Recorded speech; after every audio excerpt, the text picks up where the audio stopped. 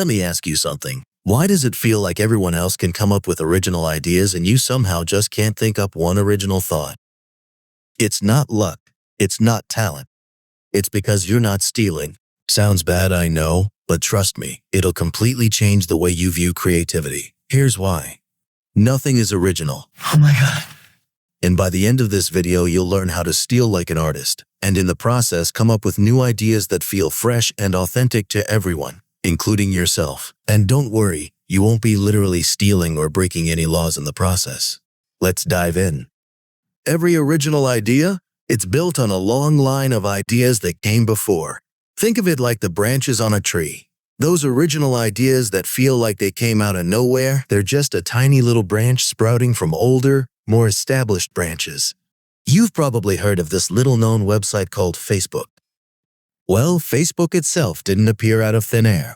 It was heavily influenced by MySpace, who in turn drew elements from things like instant messaging, city search, email, blogging, and these took inspiration from other things, and those were yet again inspired by other older things, all the way down to the invention of writing. Your favorite artists, musicians, inventors, you name it, stole, or rather, to be less dramatic, built on top of what came before. Even you, yes you, the person watching this, you are a product of what came before. You're a remix of your mom, your dad, and all of your ancestors combined. We call this your genealogy, and it traces back your ancestry all the way to the first living thing that passed on its genes. Let's have a look at a few examples, shall we? Artists throughout history got their start through apprenticeships. They'd end up spending years learning from one or more artists before they went off and did their own thing. Basically, they were learning the methods of that artist, who in turn learned it from his mentor, who learned it from his mentor, and so on, until we get to the first guy who thought about drawing stories on cave walls. Here's a painting you most likely will recognize. John William Waterhouse's The Lady of Shallot. It was inspired by Lord Tennyson's poem, particularly this little excerpt. And down the river's dim expanse, like some bold seer in a trance, seeing all his own mischance, with glassy countenance did she look to Camelot. And at the closing of the day she loosed the chain, and down she lay. The broad stream bore her far away, the Lady of Shallot. Camelot sounds kind of familiar? That's because Lord Tennyson himself stole from the King Arthur legends. Maybe we'll take a look at those in detail someday. Let me know in the comments if you'd be interested in that. And what about the Bible? Yes, the Holy Bible. The Bible and Christianity in general have been and still remain one of the biggest sources of inspiration for creatives to this very day. We can see more direct inspiration from these sources in medieval church paintings like those weird Hieronymus Bosch pieces. Seriously, this guy had an imagination or what? Also, musicians such as Black Sabbath and Ghost draw pretty clear Christian connections in their work.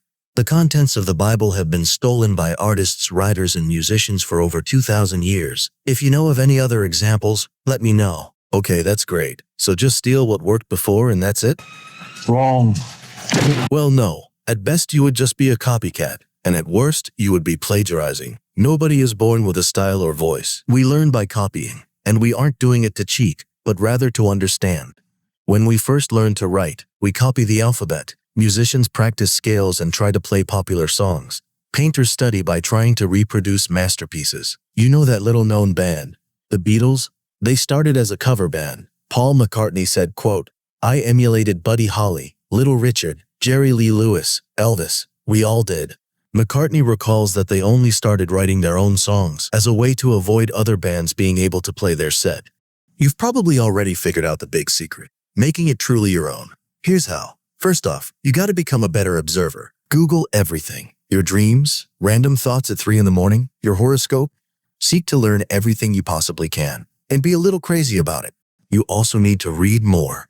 Read anything you can get your hands on. Biographies, fiction, plays, whatever. And amass a big collection of unread books around you, so that you never run out of fresh ideas to steal from. Carry a notebook or sketchbook. Jot down what you find interesting, not what you think others think is interesting. Even the most boring things can become amazing. It's not about research at first. It's about searching. Let me tell you about a habit I used to have back when I was living in a big city. It was called subway sketching. And most Sundays I'd meet up with other artists, pros and beginners alike, and we'd spend the afternoon sketching people riding the subway. I'd often also do it alone on my way to school. Now, I'm not gonna lie, it was one of the scariest but most rewarding things I ever did, especially for an introvert like me, because it usually involved staring right at folks like some kind of weirdo, sketching them while they stared back. But they were usually curious, often smiling. Watching folks, seeing their moods, their stances, their little quirks, it all gave me a mountain of ideas for my own work. Plus, it gave me the confidence to meet new people and make some interesting friends. Alright, so how exactly do you, steal like an artist? First off, you gotta figure out just who you're gonna steal from. Target locked. Secondly, figure out what's even worth stealing in the first place. Treasure. Think about all your heroes, real or imagined, and pilfer from all of them, and try to swipe from their heroes, and so on. Go back as far as you can to understand where they snag their ideas from. That's how you build your creative genealogy of ideas and inspirations.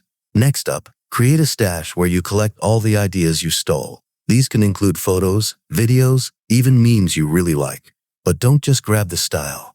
You gotta grab the thinking behind the style. If you're just mimicking the surface, sure, you could probably create an exact copy, but you'll never create anything original. So, try to analyze what you're adding, so that when you reference your stash of ideas, you know why that particular item is even there in the first place.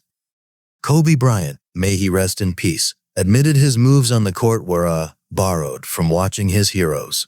But get this, when he first tried pilfering those moves, he couldn't quite nail them because he wasn't built the same as those other guys. He had to tweak them, adapt them to his own body to really own them. Now stick with me, cause this brings us to the real heart of the matter, the stuff that'll truly make you shine. The last step here is to emulate. What does that mean exactly? Well, simple as it sounds, we have to take all that stuff we learned, copied, swiped, and make it work for us, just like Kobe did. Don't stress trying to mimic it exactly, cause you just can't. Humans are not perfect copycats, and that's a good thing.